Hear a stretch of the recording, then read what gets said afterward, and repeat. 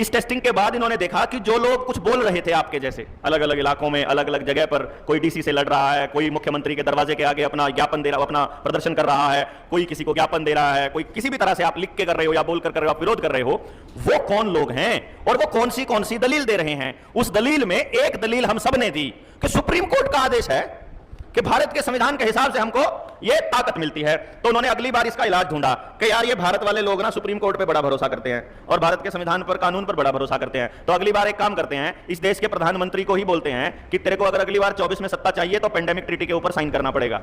Pandemic treaty के ऊपर sign करना पड़ेगा। पेंडेमिक ट्रीटी के बारे में कौन कौन लोग नहीं जानते हैं, नहीं जानते वाले, अरे आपको पेंडेमिक ट्रीटी का नहीं पता, ये पेंडेमिक ट्रीटी नहीं जानते। अब सुनिए पेंडेमिक ट्रीटी कि पेंडेमिक ट्रीटी पर जब पेंडेमिक घोषित करेगा WHO, उस टाइम पर उस देश का संविधान और कानून निरस्त हो जाएंगे, नल एंड वॉइड हो जाएंगे। यह पहली लाइन उसके अंदर लिखा हुआ, खूब अच्छी लाइन है।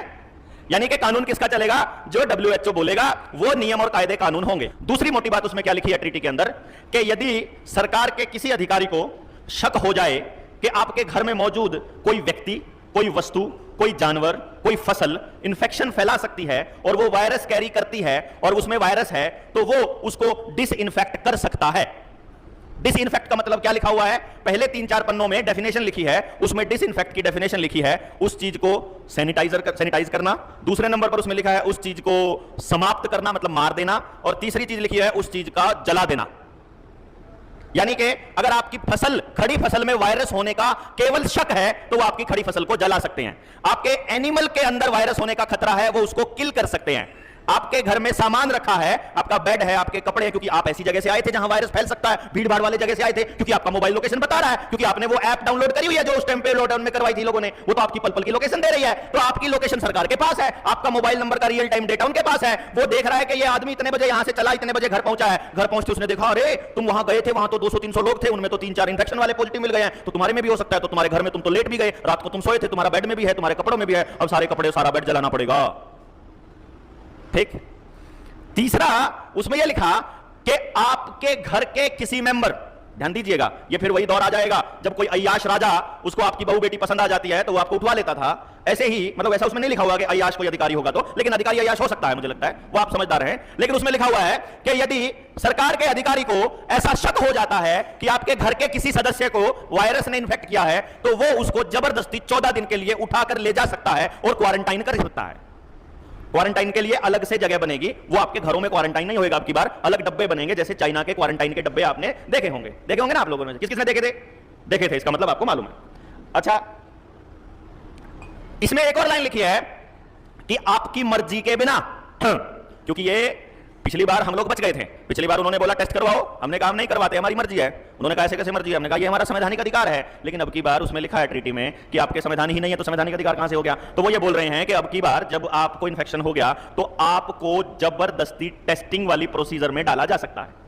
हमने कहा टेस्टिंग में तो हम अपना डीएनए तो नहीं देंगे, जो नाक में डाल करके वो डीएनए लेते हैं ना अपना, वो जो हमारा खून लेते हैं उसमें डीएनए लेते हैं ना अपना, वो जो हमारा टेस्टिंग में जितना भी मटेरियल है वो सारा का सारा डीएनए मटेरियल है। तो वो कहते हैं टेस्ट नहीं करते। तो कहते हैं भारत के अंदर नया कानून बन चुका है कि अब आपकी मर्जी के बिना आपका डीएनए जबरदस्ती लिया जा सकता है, जिसमें डीएनए प्रोफाइलिंग एक्ट बना था, याद होगा आपको 2020 में बना, वो ऑलरेडी बन चुका है, उसकी भी वीडियो मैंने बनाई थी जब बना तभी।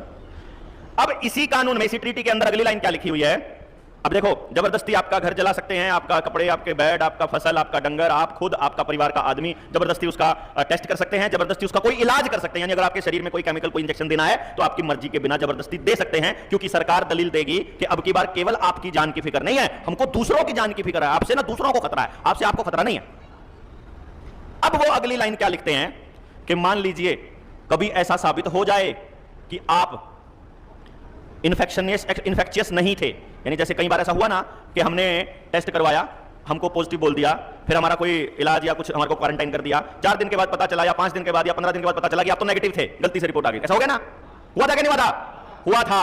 अब इसमें लिखा हुआ है कि अगर गलती से आपको उन्होंने पॉजिटिव डिक्लेयर कर दिया, लेकिन बाद में पता चलता है कि आपको अंदर वायरस नहीं था, और आप अब सरकार के उस अधिकारी से मुआवजा लेने के लिए या उसको दंडित करने के लिए, उसको सजा दिलवाने के लिए या इंसाफ के लिए अगर आप कोर्ट में जाते हैं, तो आपको कोर्ट में जाने का अधिकार नहीं है, क्योंकि उसने जो कुछ किया वो गुड फेथ में किया। ये लिखा हुआ है उसके अंदर, है ना कमाल की बात। और साथ में यह भी लिखा है कि बाय चांस अगर किसी को पता ना हो ये बात के पेंडेमिक ट्रीटी में लिखा हुआ है, तो बाय चांस अगर आप जज के पास चले भी जाओ और कोर्ट में भी चले जाओ तो कोर्ट को यह केस लेने का अधिकार ही नहीं है। यानी आप तो अनपढ़ हो सकते हो, जज थोड़ी ना अनपढ़ है। जज 1 मिनट में कह देगा पेंडेमिक ट्रीटी में लिखा, भाई पेंडेमिक ट्रीटी चल रही है आजकल, WHO का राज चल रहा है, तो आप